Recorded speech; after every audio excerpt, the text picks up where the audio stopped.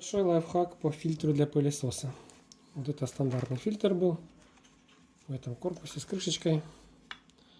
Здесь еще снизу была какая-то сеточка фильтрующая, висела здесь на пластиковом хомуте. Я сделал с обычной мочалки подходящего размера, разрезал.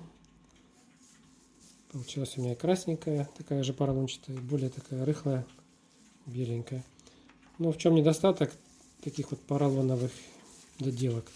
Всасывающая сила пылесоса большая.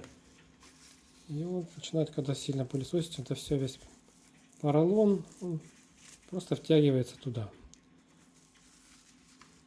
И получается, уже не фильтрует. Естественно, я по ошибке делал разрез тут, чтобы прицепить этот же хомутик пластиковый.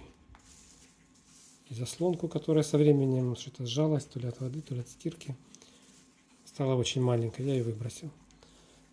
Значит, сделать можно с любой мочалки фильтр.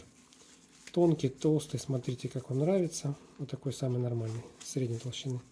Чтобы его туда не всасывало, я взял штукатурную сетку и стеклониточка здесь, стеклянная. Есть очень мягкие, которые форму не держат никак. Они как гнутся, как обычная тряпка. А это вот стеклоткани, стеклонитки. Вырезал по размеру. Кладем ее сюда. Вставляем наш фильтр самодельный. И все. Никакая сила его в эту сторону не вытянет.